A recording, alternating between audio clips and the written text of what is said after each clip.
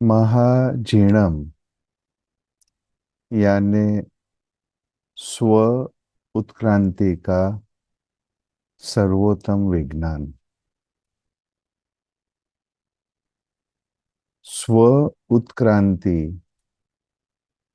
यानी अपने आप को अपना परम परिचय देना, अपने आप को उस पराकाष्ठा तक लेके जाना जहाँ हम शुद्ध और शुभ स्वरूप में विराजमान हो। और यह परम पुरुषार्थ यानी अशुद्ध कर्मों से मुक्त होने का जो ये प्रयास है आपका, वो सार्थक करने के लिए एकमात्र विज्ञान है कौशगम।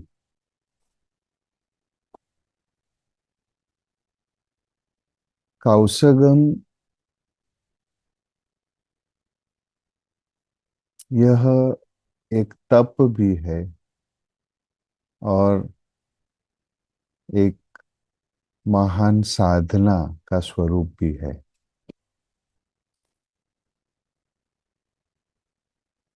ऐसे कहा गया है कि कैवल्य प्राप्त करने के लिए कौशगम अनिवार्य है।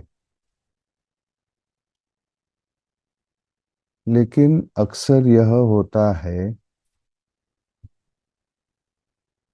कि कौशक करने वाले जो साधक हैं वह कहीं ना कहीं इसका जो फल है, इस साधना का जो परिणाम है, वह आसानी से प्राप्त नहीं कर सकते हैं। और इसी कारण उनकी साधना भी अधूरी रह जाती है।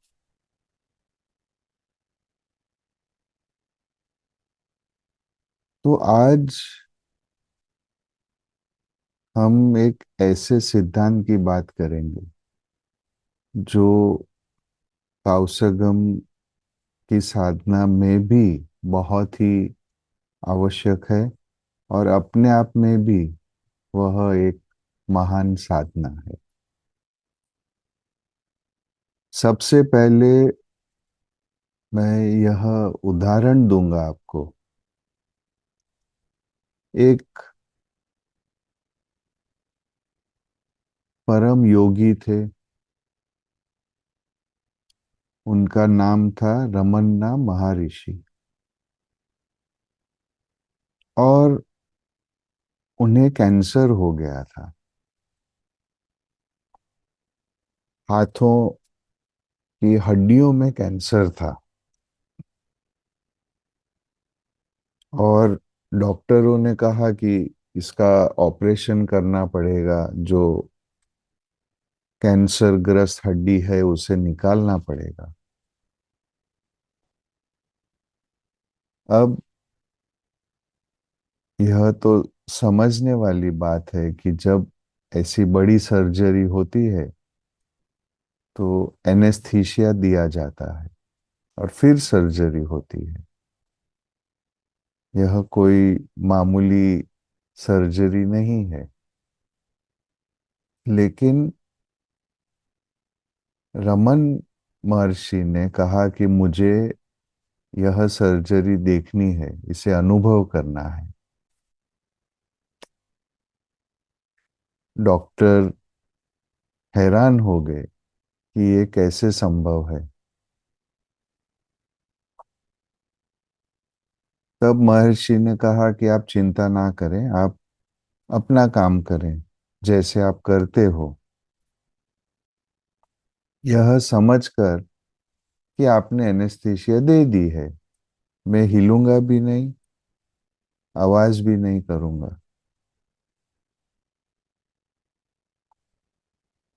और सर्जरी शुरू हुई। महर्षि उसका अनुभव करते गए। उनके मुख पर शांति थी, एक स्मित था। उन्होंने आवाज भी नहीं की और देखते रहे, अनुभव करते रहे कि ये क्या हो रहा है। सर्जरी भी समाप्त हो गई और उसके बाद उसका जो रिकवरी पीरियड था, जो रूज आने की प्रक्रिया थी, वो भी जल्द हो गई और सर्जरी सफल हो गई।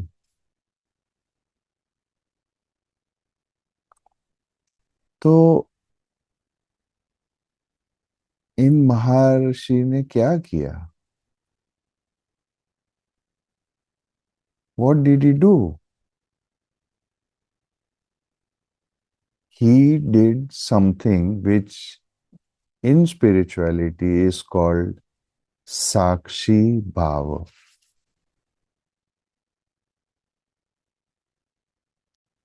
इन्होंने साक्षी भाव का उपयोग किया।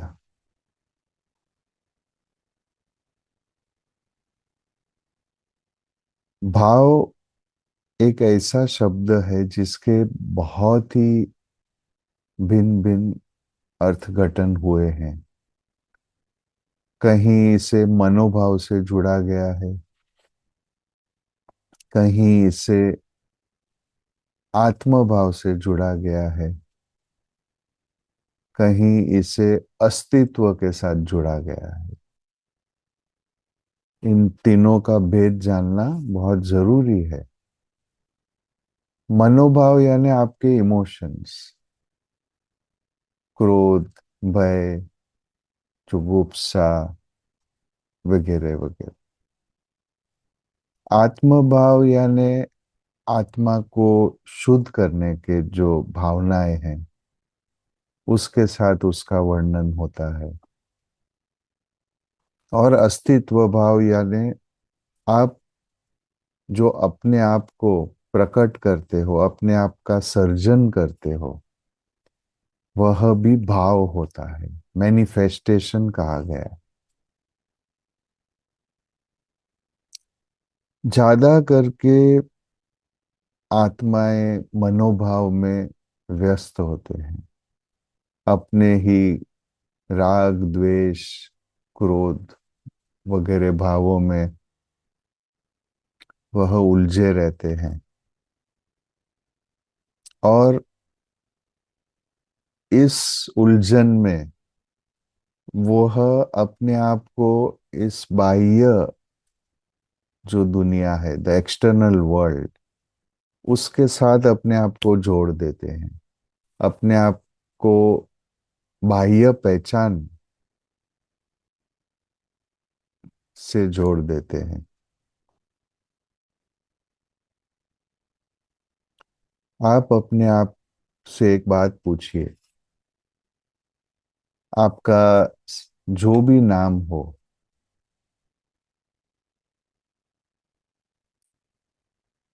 मैं 100 साल पहले कहाँ था?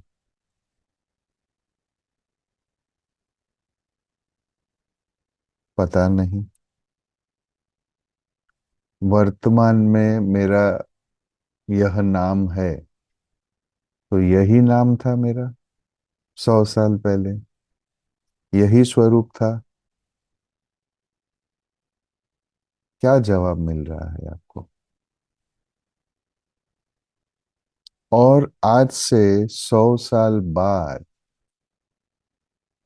कहाँ रहूंगा मैं? यही नाम होगा मेरा, यही स्वरूप होगा। क्या जवाब मिल रहा है आपको?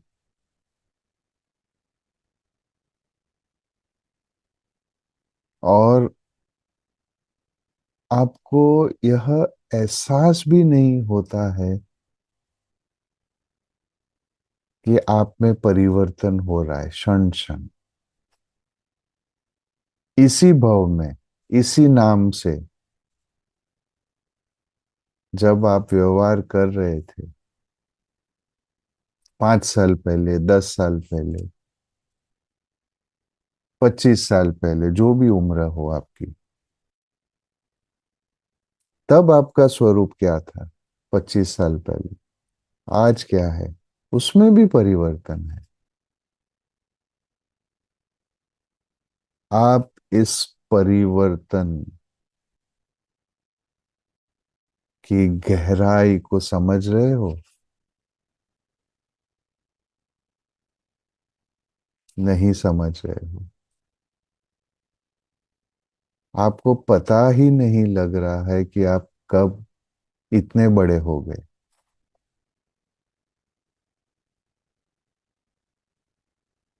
आपका कॉन्शियसनेस, आपकी जागरूकता, आपको तो वही लग रहा है, हाँ मैं हूं, मैं रोज सो रहा हूँ, जग रहा हूँ, खाना खा रहा हूँ, काम कर रहा हूँ।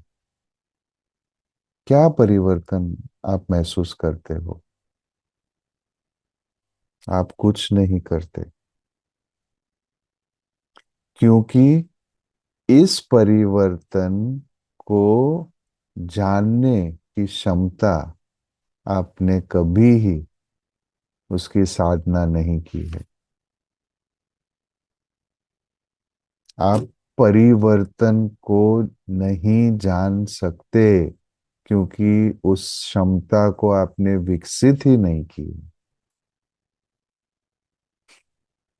और जब इतनी सी बात आप नहीं जान पाते, तो आप सही में क्या जानोगे आगे?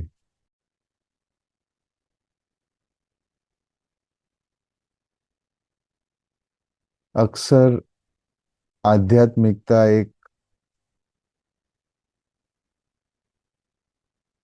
एक विचित्र विषय बन गया है, क्योंकि इसका मूल ही लोग भूल गए हैं। आध्यात्मिकता यानी आपके भीतर में जो आपका परम स्वरूप है, आपके गुण है, स्वाभाविक गुण जो आप में है, उसकी बात होती है आध्यात्मिकता में। यहाँ पे हम ज्यादा करके अच्छा जीवन, अच्छे मनोभाव और पाप पुण्य की सीमाओं में हम उलझे रहते हैं, लेकिन अनुभूति कभी नहीं करते।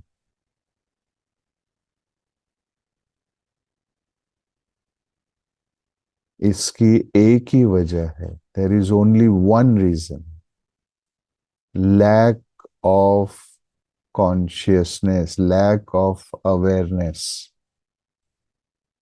आपके अंदर जो बुद्धि है, जो जानने की जो क्षमता है, उसका उपयोग भी आप व्यवहार में ही करते हो। कैसे मैं अपनी इच्छाएं हैं पूर्ण करूं, बस आपकी बुद्धि वहीं तक सीमित है।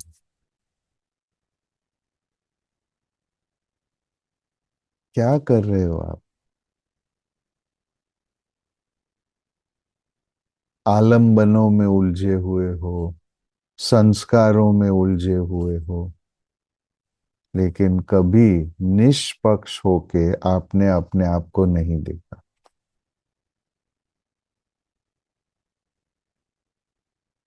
और यही आपकी गलती है, यही आपकी विडंबना है।